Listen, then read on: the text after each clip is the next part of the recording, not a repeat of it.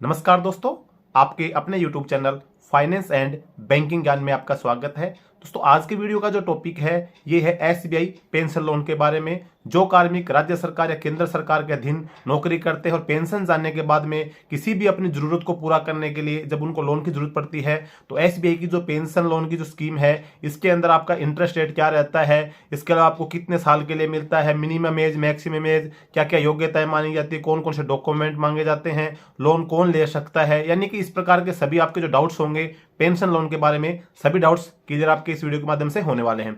Channel पे पहली बार आए हैं, चैनल को सब्सक्राइब जरूर कर लीजिएगा। वीडियो को अभी तक लाइक नहीं करते, लाइक जरूर कर लेना। तो अगर आप भी SBI से पेंशन लोन लेना चाहते हैं तो सबसे पहले हम बात करते हैं SBI पेंशन लोन के इंटरेस्ट रेट के बारे में।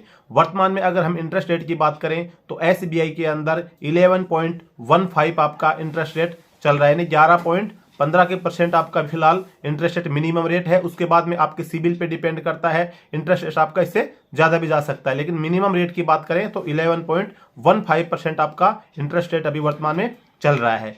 इसके अलावा अगर बात करें अगर आप इसको लेने के लिए योग्यता की, तो सबसे पहले जो इसके अंदर जो एलिजिबिलिटी जो बनती है आपकी वो ये होना चाहिए कि जो आपका पेंशन भुगतान जो है वो आपका SBI के अंदर होना चाहिए। उसका जो ऑर्डर अगर SBI में आपका पेंशन भुगतान का जो आदेश आपका SBI के अंदर है तभी आप इसके अंदर अप्लाई कर पाएंगे। अगर आपकी पेंशन किसी और बैंक में आ रही है तो आप इसके अंदर एलिजिबल नहीं हो पाएंगे और अप्लाई आप नहीं कर पाएंगे। अब बात आती है कि आप लोन कितना इसके अंदर ले सकते हैं, मिनिमम लोन मैक्सिमम लोन।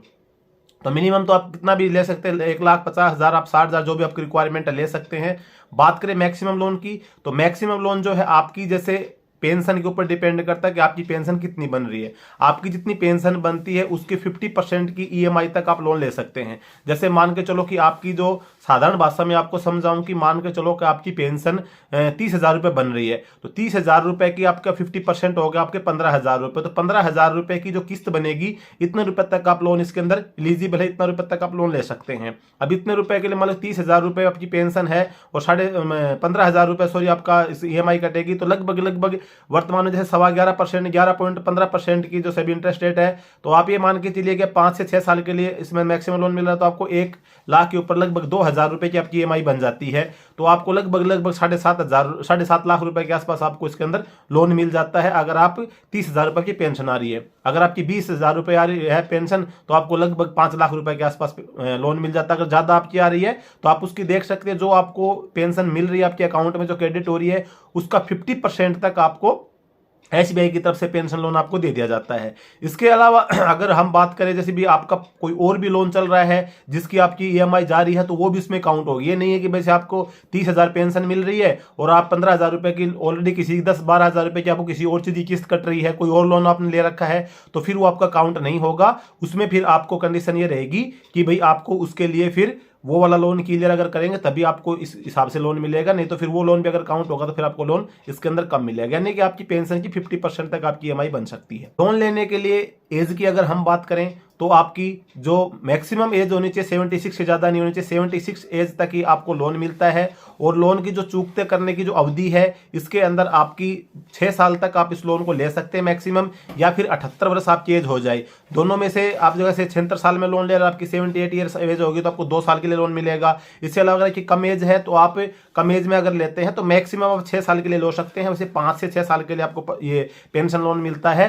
तो अगर आप जैसे EMI अगर आप कम करवाना चाहते हैं तो आप 6 साल के लिए ले सकते हैं। अगर आप EMI ज्यादा भी जाएगी, आप अगर उसको अफोर्ड कर पाएंगे, अगर आपकी जो 50% के अंदर आ रही है तो आप 5 साल के लिए लोन ले सकते हैं। लेकिन आपकी एज जो है वो जब आपकी लोन कंप्लीट करने के टाइम पे 78 ईयर से ज्यादा नहीं होनी चाहिए, यानी कि आपको 78 ईयर्स तक आप एज उसको लोन को आप भर पाएंगे। और आपको जब लोन लेंगे तो उस टाइम पे आपकी जो एज होगी वो 76 ईयर से ज्यादा नहीं होनी चाहिए। इसके अलावा अगर आप जैसे लोन ले लेते हैं और लोन लेने के बाद में आपको जैसे आपके पास किसी प्रकार का कोई अमाउंट आ जाता है, आपने लोन को आप क्लोज करना चाहते हैं तो इस लोन के ऊपर आपको प्री क्लोज चार्ज भी लगता है।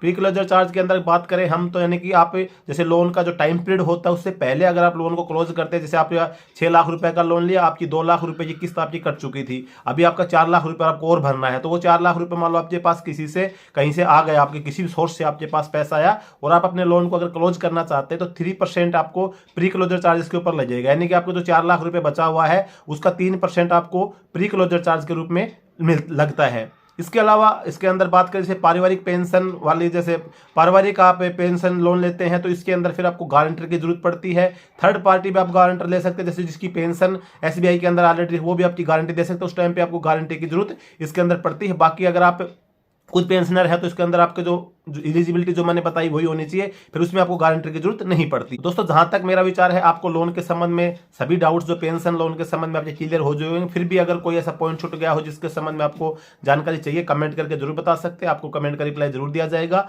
आज की वीडियो में यही जानकारी थी, जानकारी अच्छी लगी हो वीडियो को लाइक जरूर करना, चैनल पर पहली बार है सब्सक्राइब जरूर कर लेना। जय हिंद।